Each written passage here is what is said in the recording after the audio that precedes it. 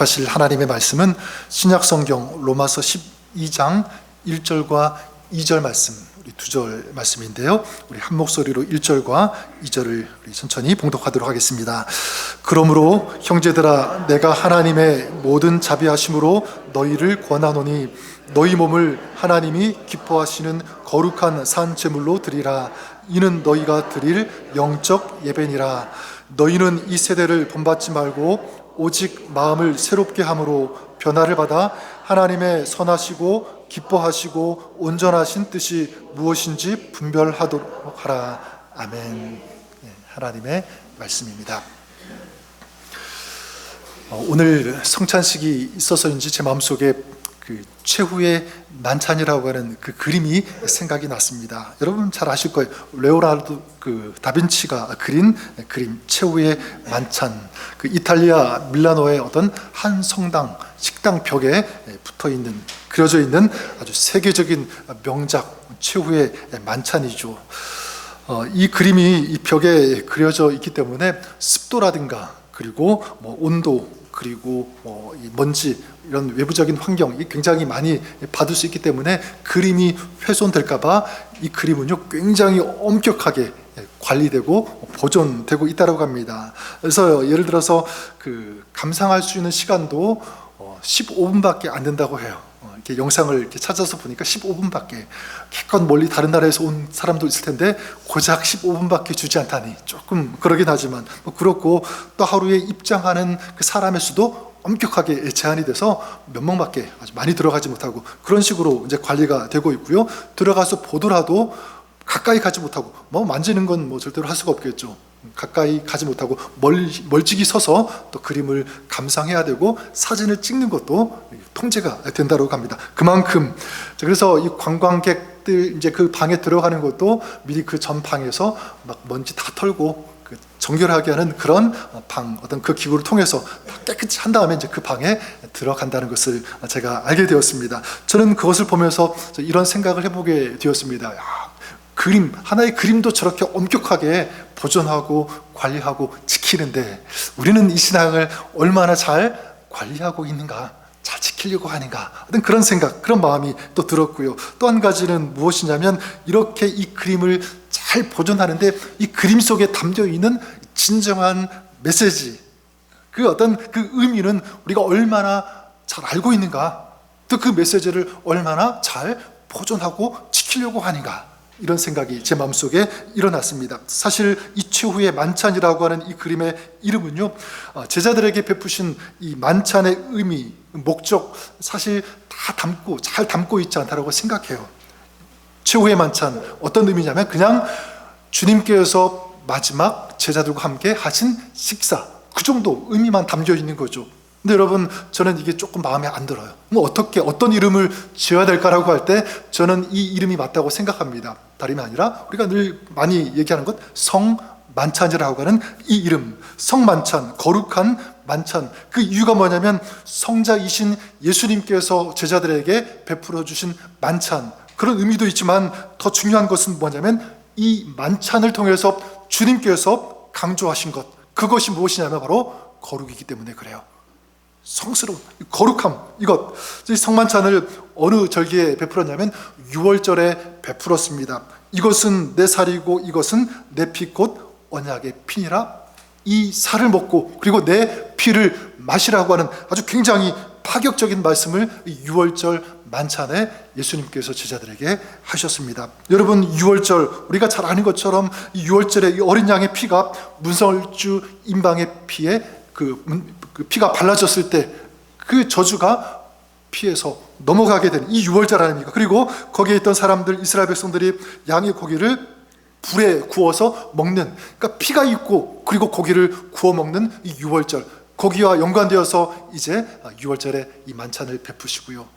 이 살을 너희가 먹고 그리고 이 피를, 내 피를 먹고 마시라고 하는 이 메시지를 제자들에게 주고 계신 것입니다. 내 살을 먹으라, 내 피를 마셔라. 여러분, 주님께서 무엇을 위해서 이 말씀, 이 파격적인, 굉장한 이 말씀을 주셨을까? 저는 다른 것이 아니라 바로 이것이라고 믿습니다. 너희가 거룩하게 살아야 된다.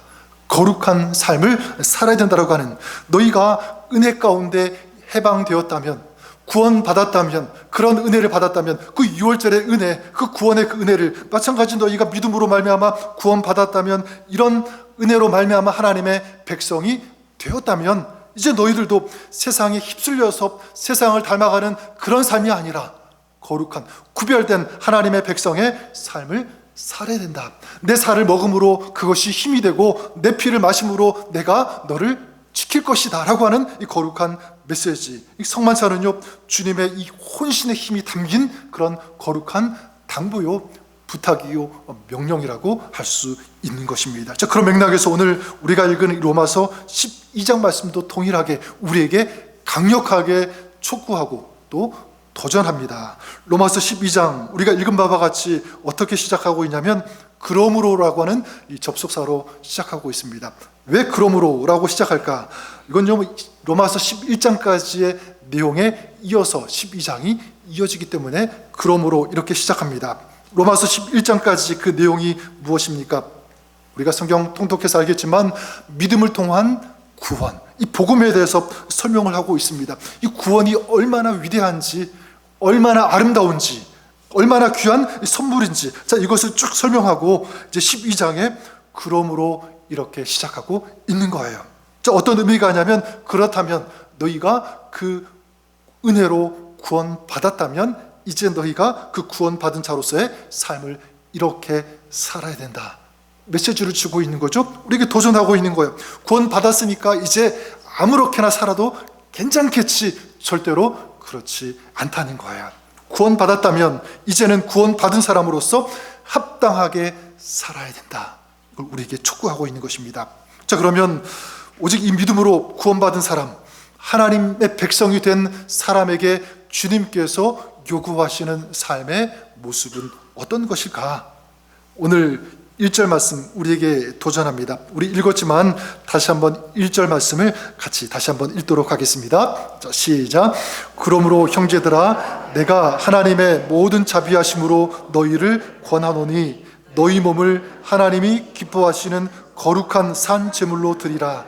이는 너희가 드릴 영적 예배니라. 아멘. 자, 어떻게 할 것을 부탁하고 있죠? 너희 몸을 하나님이 기뻐하시는 거룩한 산 제물로 드리라. 이것이 영적 예배다. 이렇게 말씀하고 있습니다. 영적인 예배. 제가 따로 설명드리지 않아도 영적인 예배는요, 하나님께서 가장 기뻐하시는 그 모습, 그 예배라고 믿습니다. 그런데 어떻게 할 때 하나님께서 가장 기뻐하시는 예배가 될 수 있는가? 여기 보니까 우리 몸을 거룩한 산 제물로 드릴 때, 우리의 몸이 거룩한 산 제물이 되어서 주님께 드려질 때라는 거예요. 제가 이렇게 말씀드리니까 조금 긴장하시는 분들이 있는 것 같아요. 거룩한 제물이 되어서 드려져야 된다. 조금 섬뜩하다.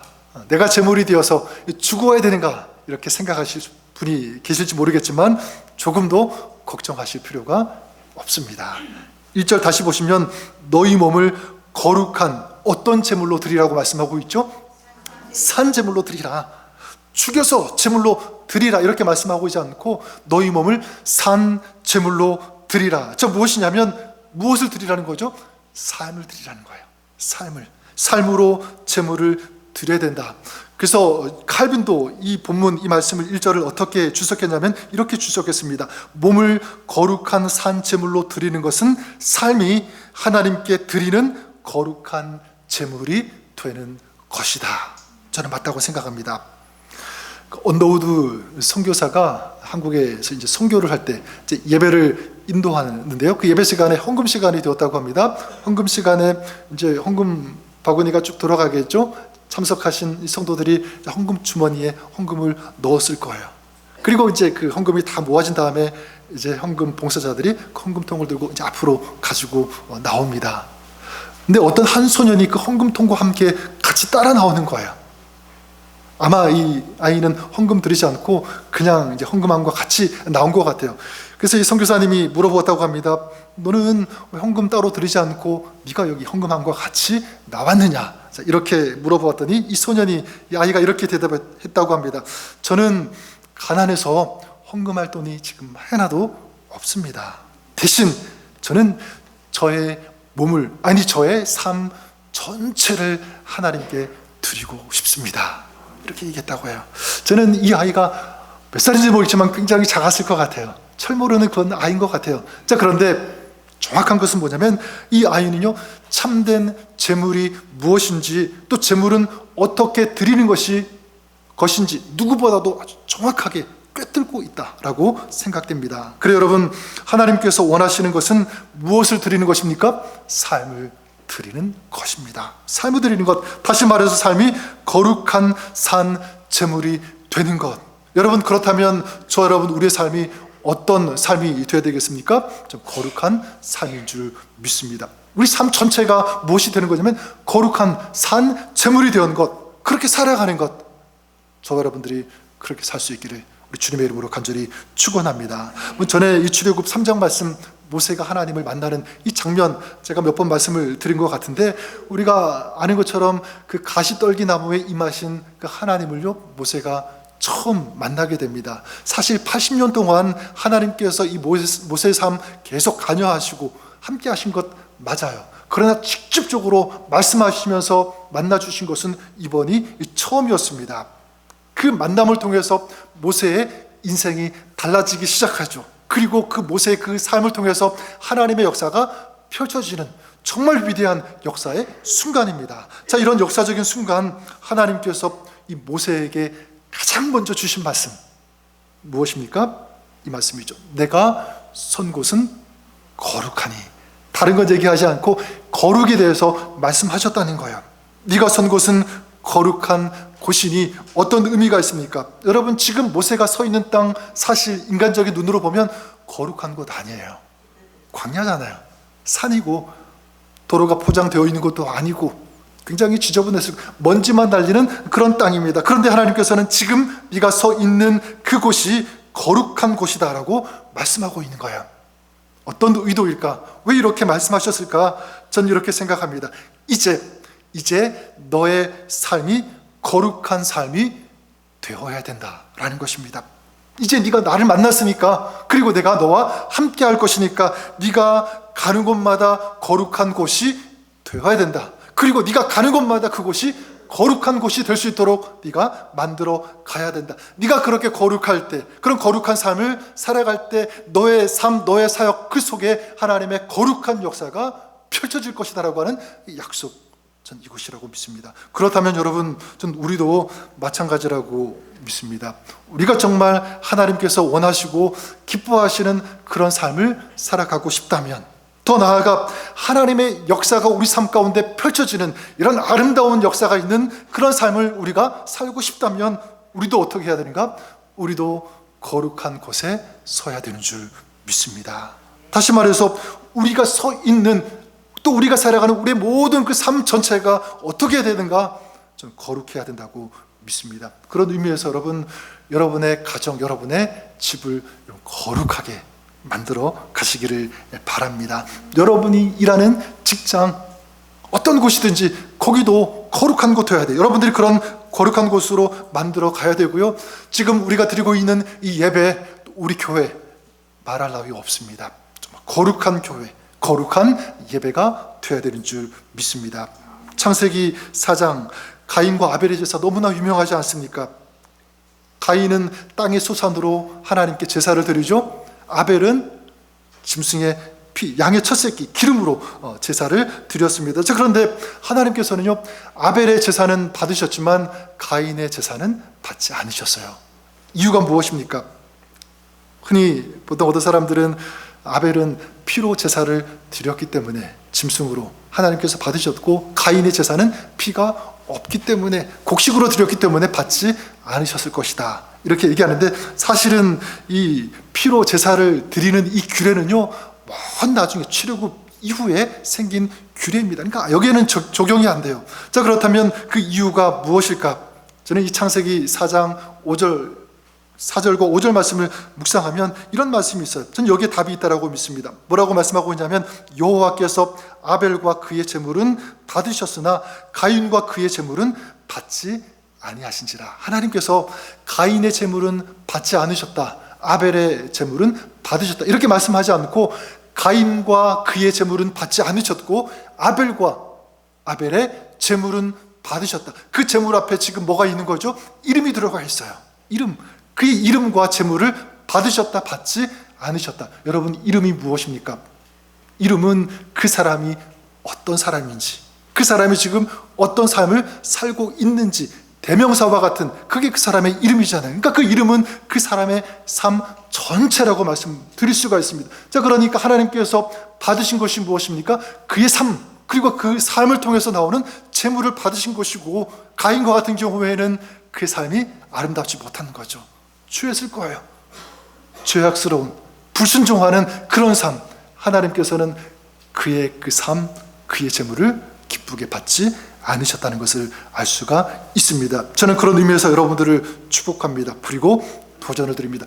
너희 몸을 하나님께서 기뻐하시는 거룩한 산 제물로 드리라. 이 말씀처럼 여러분의 삶이 하나님께서 기뻐 받으시는 거룩한 산 제물이 될 수 있기를 주님의 이름으로 간절히 축원합니다. 여러분의 삶 전체가 이런 하나님께 드려지는 아름다운 영적인 제사, 영적인 예배가 될 수 있기를 다시 한번 주님의 이름으로 축원합니다.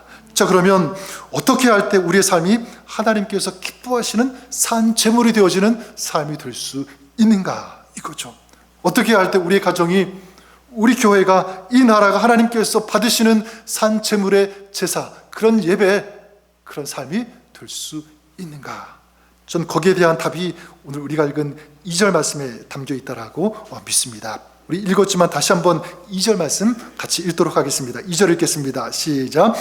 너희는 이 세대를 본받지 말고 오직 마음을 새롭게 함으로 변화를 받아 하나님의 선하시고 기뻐하시고 온전하신 뜻이 무엇인지 분별하도록 하라.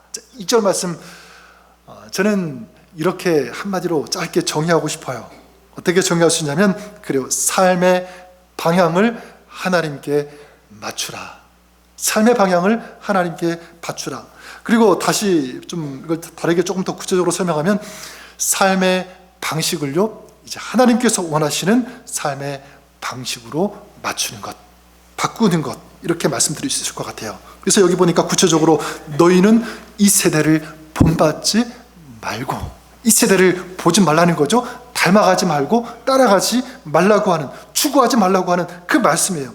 너희가 지금까지는 세상이 원하는 방식대로, 세상이 이끄는 대로, 세상의 어떤 유행대로 그걸 붙잡고 그걸 추구하면서 그거 잡으려고 살아왔다면 그렇게 하지 마라. 이제부터는 세상의 방식이 아니라 하나님께서 원하시는 방식, 하나님의 어떤 성품, 하나님의 뜻을 구하는, 거기에 맞추는 그런 인생이 돼야 된다. 그러기 위해서 세상을 본받지 말라고 하는 것은 뭐냐면, 그렇게 살아왔던 그런 삶의 습성들, 어떤 그런 모습들을 과감히 포기할 수 있어야 된다. 내려놓을 수 있어야 된다. 이 메시지입니다. 여러분, 조금 전에 그 모세를 말씀드렸는데, 네가 선 곳은 거룩한 곳이니, 이 말씀을 주시고 거기서 끝나지 않죠? 그 다음 어떤 말씀을 주십니까? 모세에게 뭐를 벗으라 그러죠? 신을 벗으라. 아니, 거룩에 대해서 말씀하시고 갑자기 네가 신고 있는 그 신발을 벗으라. 좀 이게 뭔가 좀 이상해요. 뜬금없이. 근데 여러분, 우리가 무슬림이 아닌 것을 정말 감사해야 되는데, 그 무슬림들은요, 성전에 들어가서 예배할 때 어떻게 합니까? 신발을 다 벗고 들어가게 되죠. 굉장히 많은 사람들이 그 성전 안에 들어가 빡하게 차게 되죠. 그리고 그들은 우리처럼 이렇게 앉아서 예배를 드리는 것이 아니라 바닥에 신발을 벗고 다 엎드려서 절을 하면서 그렇게 제사를, 그렇게 예배를 드립니다. 저 어떤 상상을 하게 되냐면, 빼곡하게 모여 있으니까 여러분, 신발을 다 벗었는데 혹시라도 양말에 냄새나는 사람들 얼마나 많이 있겠습니까? 그렇죠? 엎드려서 절을 하는데 그 사람의 그 양말이 코에 가까이 다가온다고 생각해 보세요. 굉장히 냄새나고 좀 이상할 거예요. 그렇죠? 근데 여러분, 내 신을 벗으라, 이거는 실제로 신을 벗으라고 하는 그런 의미도 있겠지만 그것이 전부가 아닙니다. 신발이라고 하는 것은 뭐냐면 우리가 생활할 때 신고 다니는 거예요.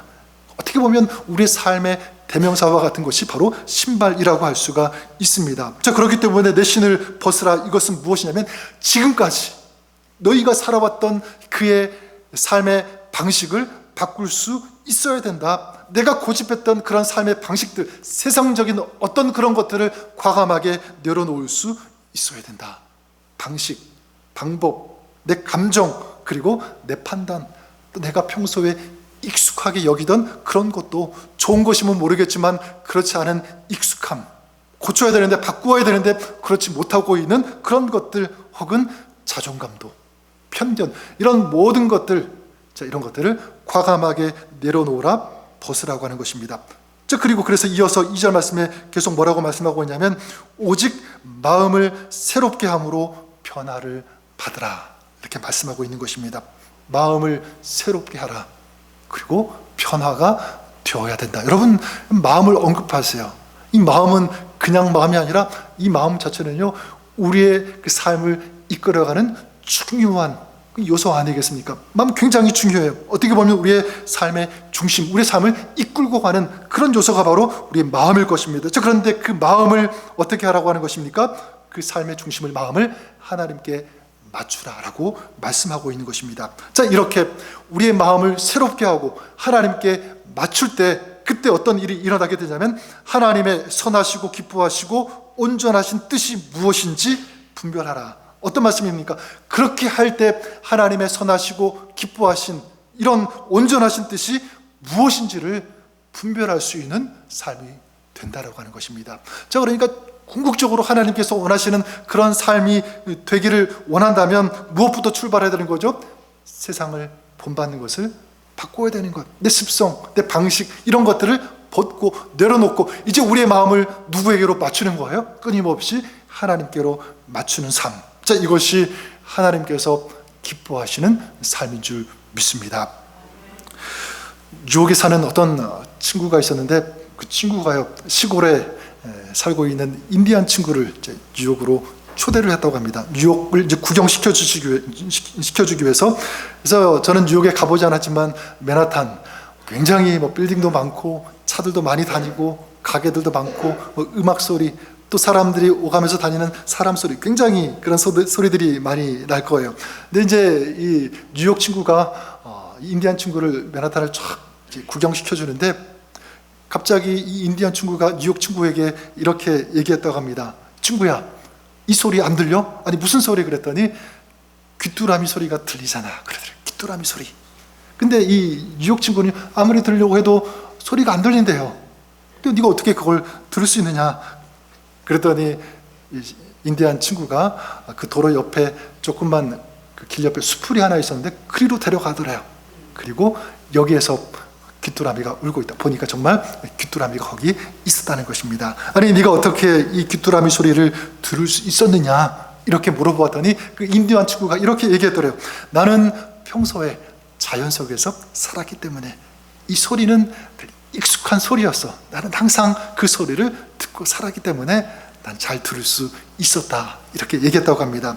그리고는요, 이 인디안 친구가 이제 길을 가면서 자기 그 주머니에 동전들이 있었던 것 같아요. 그 동전을 꺼내가지고 길 보도블럭에 뿌린 거예요. 땅그랑하고 동전 소리가 났겠죠. 돈 소리가 났겠죠. 그랬더니 다른 소리, 이 귀뚜라미 소리는 듣지 못하던 수많은 길을 가던 사람들이 돈 소리는 듣고 그곳에 몰려들었다는 거예요. 돈이 있는지 없는지. 여러분 얼마랍니까? 돈에 익숙했던 사람들은 돈 소리는 잘 들었던 거죠. 이 이야기에서 저는 한 가지 중요한 교훈을 볼 수가 있는데, 우리가 평소 살아갈 때 우리의 삶의 중심을 어디에 두고 있는가, 우리의 마음 중심이 어디에 두고 있는가, 여기에 따라서 우리 인생은 달라진다라고 하는 거예요. 여러분, 우리는 평소에 세상의 소리, 세상에 어떤 사람들이 떠드는 그런 소리, 유행들, 정보, 뉴스, 이런 것들은 굉장히 잘 들으려고 해요. 그리고 우리의 삶이 거기에 맞춰서 따라갑니다.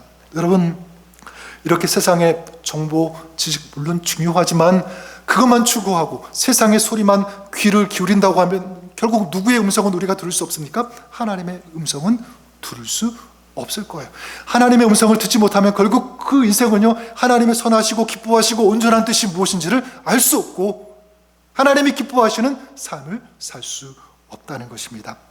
하지만 반대로 평소에 우리의 마음이 주님께 향하고 있다면, 주님께 우리의 마음의 중심, 우리 삶의 중심을 두고 있다면 우리는 주님의 음성 들을 수 있는 줄 믿습니다.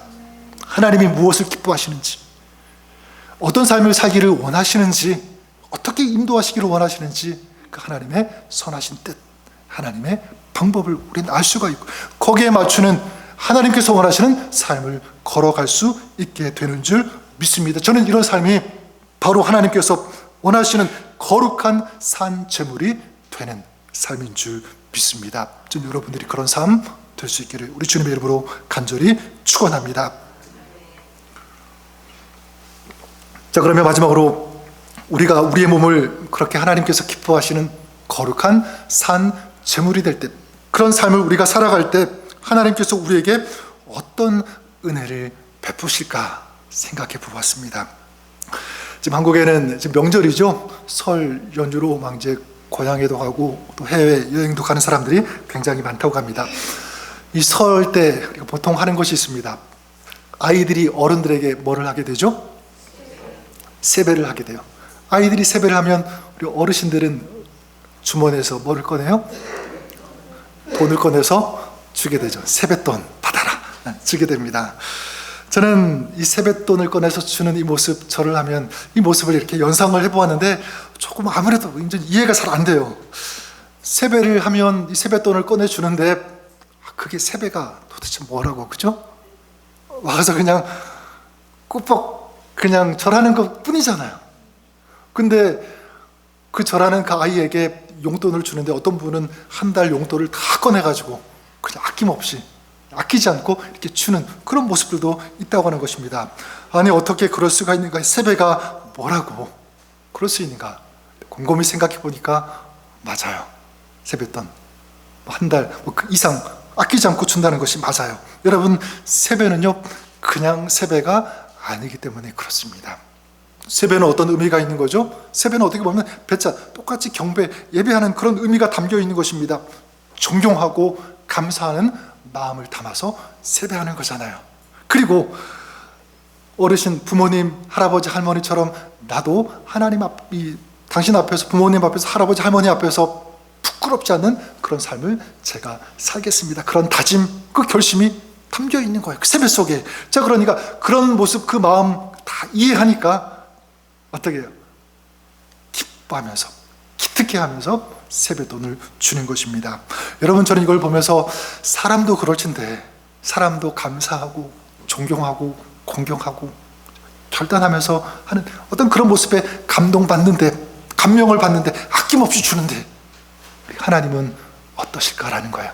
하나님은 어떠신가? 저는 믿습니다. 우리가 우리 삶을 하나님께 거룩한 제물로 드리면 하나님은요 하늘의 은혜를 우리 손에 쥐어줄 것이라고 믿습니다.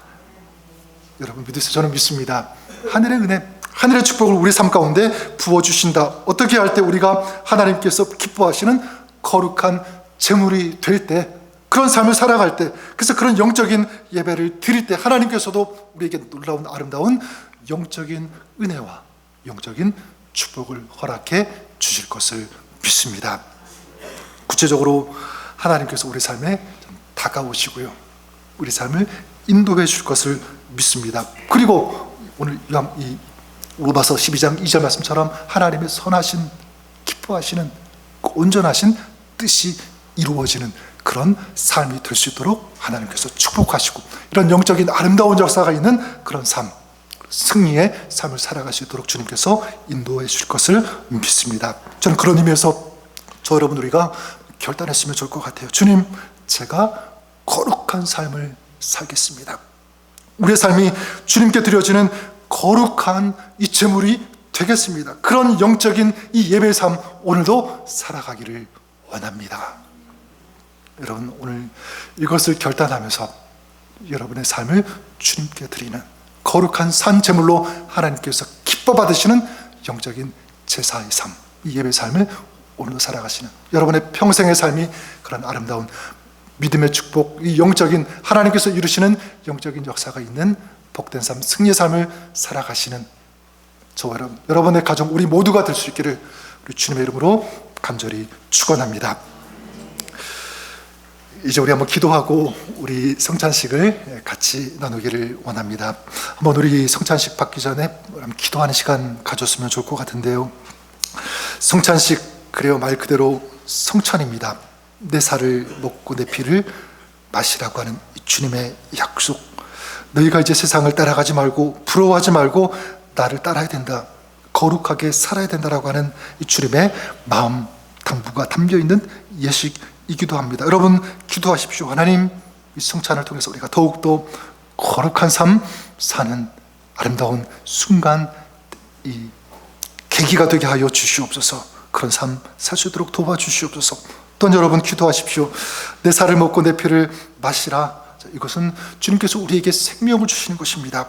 여러분 기도할 때 성만찬의 이 역사, 주님께서 이루시는 이 거룩의 역사, 치유의 역사, 우리에게 성찬을 받을 때 하나님 허락하여 주시고 부어 주시옵소서. 한번 이런 마음 우리 담아서 우리 성찬식을 우리 준비하면서 또 주님의 은혜를 소망하면서 같이 한번 우리 기도하는 시간 우리 갖도록 하겠습니다. 함께 기도하겠습니다.